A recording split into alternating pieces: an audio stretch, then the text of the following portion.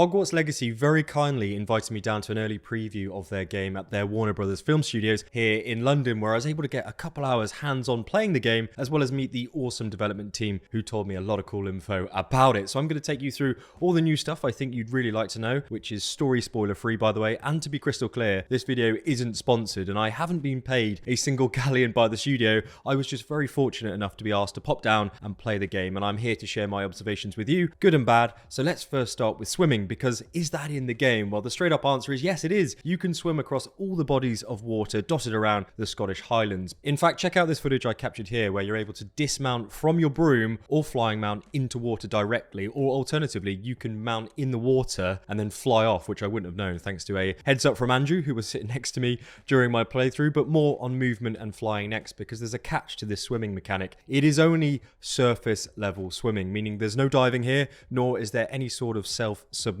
to look under the surface of the lochs or lakes in this game. So you can swim in the game, but you won't be popping back some gillyweed for some underwater Black Lake exploration, which is a little bit disappointing, I've got to be honest with you. But this map, which I can't show you, is absolutely massive, so I do understand there's only so much you can squeeze into the game. But let's move on and talk about movement, because it's something that I personally really felt happy with, because as you can also see from this footage I captured, I was charging around the castle using the sprint button and then pulling the character in different directions quickly on the controller joysticks, as well as jumping and dodge rolling to test its responsiveness. And I was really pleased with it, to be honest with you. And incidentally, when you're in combat, it really does feel like you're fencing from a distance, as game director Alan 2 stated before Christmas. So I was initially concerned before playing that I would feel like I'm almost stationary or standing still and just turning my targeting joystick left and right while rotating through spells. And I'm also pleased to say that I didn't get that feeling at all. And I'll speak about combat in detail in just a moment, because I did also like the quick response of activating my mount, in this case a broom,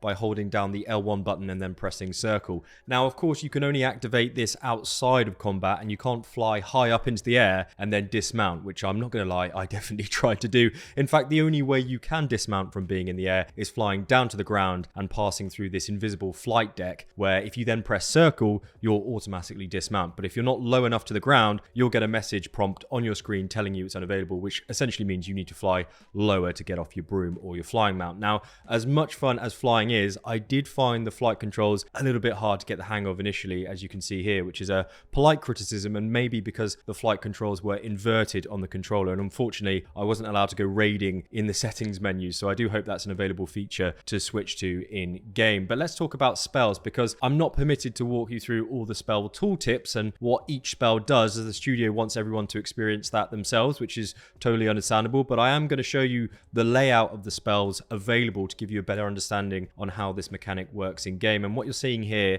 is the binding menu for your spells. So when you want to place one of these spells into your spell diamonds in the bottom right hand corner of your screen for easy access, you then go on to hold the R2 button and then press the right D-pad button to generate this panel. Now, it wasn't confirmed to me by the devs if these are all the spells in the game, but if I was to hazard a guess, I do think they are, as Alan 2 did say there's over 20 slottable spells in the game, and with 23 being visible on your screen right now, that kind of adds up to me, especially when some of them are locked, which means we haven't yet learned them in game. Now, as for the essential spell section in the bottom left hand corner of your screen here, these are the environmental utility spells that are automatically locked to your left D-pad button, meaning you can walk up to stuff in game and press that button if you know the correct essential spell, and it will automatically cast for you, such as using the Revelio spell to find a secret in the castle or find a hidden chest in the bushes. But let's go through some combat here, because I'll be honest with you, I really enjoyed it. In fact, I tried to be as objective as possible when playing the game to really give it an unbiased review, but I think when you do play the game, you kind of want it to be fun and challenging, and I really did find that to be the case for me. And if you look at this footage here, I am just spamming some basic shots, which is tapping the R2 button, and kind of think of that as your standard damage attack whilst your spells are on cooldown. But there isn't an automatic lock against enemies, and what I mean by that is in some RPG games, all you need to do is click the R3 button to lock onto an enemy, and then essentially flick through all the enemies in the vicinity by pressing the D-pad button or whatever other button depending upon what game you're playing. But what that means is that you can just attack one enemy after another with your character auto turning to them, and to be honest, that does become quite boring. and I didn't find the combat here to have such a massive emphasis on that particular combat rotation. And don't get me wrong, you can lock on and target enemies, but you can also free cast your spells into a wall like I'm doing here and use an ancient magic throw using your R1 button, which then is thrown into nothing,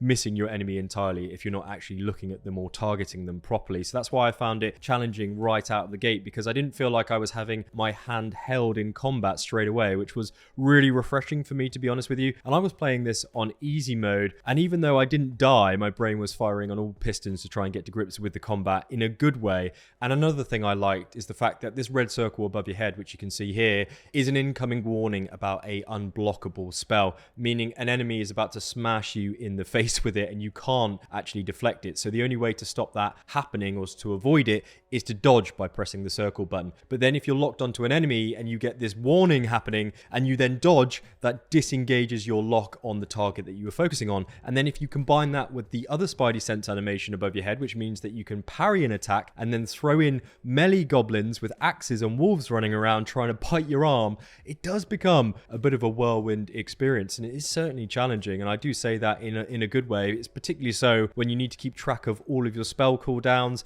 and your 4 spell diamonds. You've also got to look out for enemy shields that auto regenerate, your own health pool because that drops rapidly if you get hit around a bit, and the challenges that you can then complete in combat on your screen which pop up for extra XP. So there's a lot to be aware of here, and I only played this one combat mission, which I'll link at the end of this video by the way, so you can kind of watch it in full. But as someone who plays a lot of single player RPG games like this, I keep saying it, but I did feel challenged and I enjoyed the dueling experience of it, and that's me trying to be as objective as possible. Now, if you are enjoying the video so far, please do leave a very swift like down below. It helps me out on YouTube a lot, so thank you very much. I'm also running a Hogwarts Legacy game giveaway. You just need to be a subscriber of the channel to enter, and the link is in the pinned comment, so best of luck to you. Now, I'll tell you another thing I liked, and that was the option to use the disillusionment charm to hide yourself from enemies and play through the game in this stealth capacity. And if you haven't played any sort of stealth games before, this may not be familiar to you in terms of an in-game mechanic. So I'm just going to go ahead and pause my captured footage here, because you can see a diamond panel above this enemy wizard's head, and you'll also notice that it starts to fill up,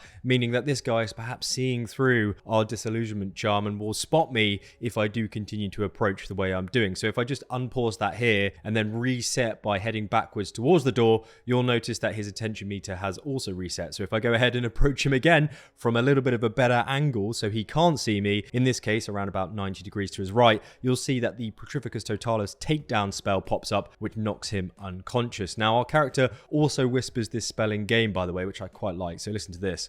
Petrificus Totalis.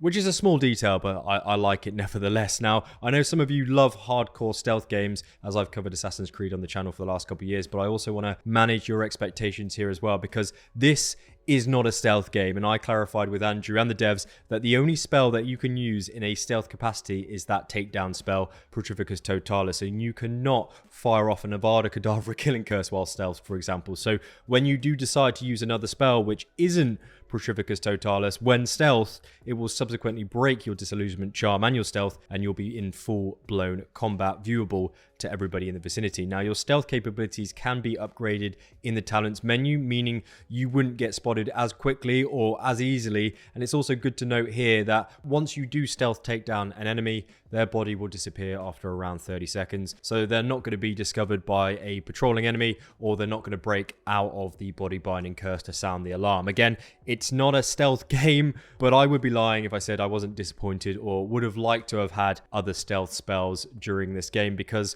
stealth is fun, and I reckon it could have been massively elaborated on, but alas, we'll just have to wait for the next game for that, and I'm just glad it's in the game anyway, and I do think you'll have fun with it. Now, another thing that you may or may not find fun in this game, and that is the unlocking mechanic, which is almost like a mini game within the game itself. And if you've played open world RPG games before, this will be very familiar to you, because when you come across a locking game, you'll be able to use the Alohamora spell to then jump into this unlocking menu. And initially, it took me a minute or two to actually work out how to play this mechanic, and that's because both of your controller analog sticks are independent from one another and move independently, and they control a red or green magical spark, as you can see on your screen here. And the name of the game game is to navigate these sparks into these dial sections and then rotate them so they all then line up and the lock is then released. And Andrew gave me a great tip here and said that the best way to tackle these is to get one spark into position with one of your sticks and then just hold that analog stick stationary whilst you then get the other spark into position, and then it doesn't become as difficult, so you're not kind of moving both of them around at the same time.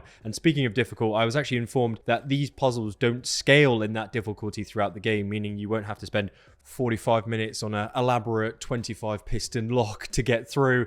And that said, there is a talent tree where you will have to spend points to actually obtain the Alohamora charm and subsequently be able to unlock different locks with their corresponding level, as you can see here, because this door says it's level 1. So you will need 1 talent point in that tree to then unlock that door. And I do believe there's actually 3 levels, if memory serves, from my convos with the devs, but I wasn't allowed to raid the talents menu, so that's a tentative recollection from me there. But one thing you will be raiding, and that's spamming the Revelio button on your D-pad, because one thing I did notice whilst running around Hogwarts in particular is numerous secrets and objects that are hiding in plain sight that do give you a field guide entry or lore page by casting the correct spell on them. So for example, you have this dragon brazier here, and if you use your incendio spell on it, it'll turn into a dragon and then spit out a lore page for you to collect. And the same thing goes for using Revelio, the revealing charm at certain points throughout the castle. A new example being the map of the county of Argyll here in Scotland. And you've also got the Levioso spell to levitate an orb that this statue is holding just outside the clock tower. So what I would say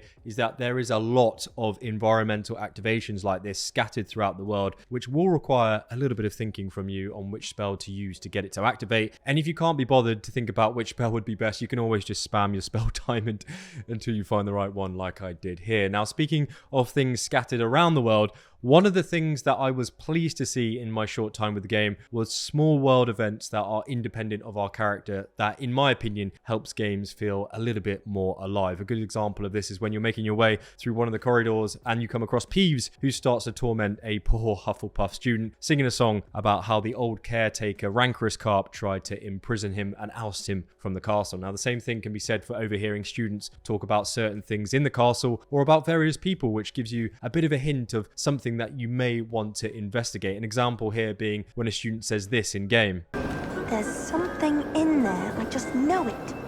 And then when you walk up to this fountain and use the Revelio spell, you then go on to find a guide. And I think this is a pretty standard mechanic in RPG games, but expect a lot of hints like this as you walk through heavily populated areas during the day. And this brings me nicely onto a little bit of customization. Unfortunately, Avalanche and Warner Brothers aren't permitting a full showcase of the gear menus just yet, but I did want to clarify the transmogrification mechanic, which, if you weren't aware, allows you to change the look of your character while you wear other items which perhaps prioritize better stats. So for example, let's say you've got a mismatch of different pieces of gear on, which gives you an individual stat that buffs your character in some way that you prefer. But the problem is they all look terrible together visually. So what you can do is choose another piece of gear that you visually like the look of, which would then mask the current gear that you have equipped, meaning that you get the stat bonuses, but you also get that look and swag that you visually want. Now, the great thing about this is that all you need to do is go into your gear menu, click on your item, and then click change appearance when it pops up. There's no need to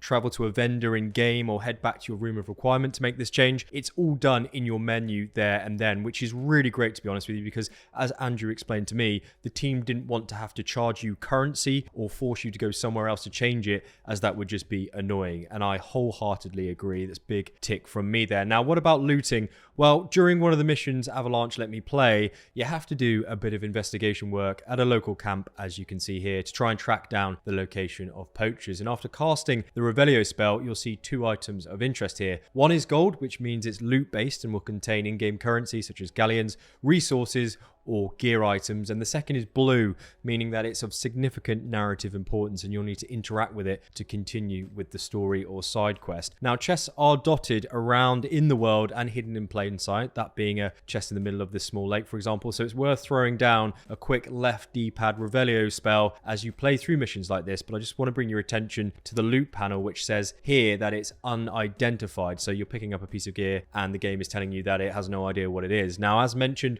by Alan to the game director back in the showcase before Christmas, these are unidentified items that need to be taken back to the identification station in your room of requirement, which reveals its stats. So if you ever come across any kind of loot like this in game, you now know what it's for, and you now know you need to go back to the room of requirement to check it out. Now, if you are watching this far, I'd really recommend you'd click this video on your screen right now for another early access video about Hogwarts Legacy with lots more to come. So do make sure you're also subscribed so you can find your way back here easily. And big thanks to the Hogwarts Legacy team, who are all wonderful people, as well as Josh from Warner Brothers, who has been an absolute dude, incredibly helpful with footage. So I'll catch you in that next video, and butterbeer is on me.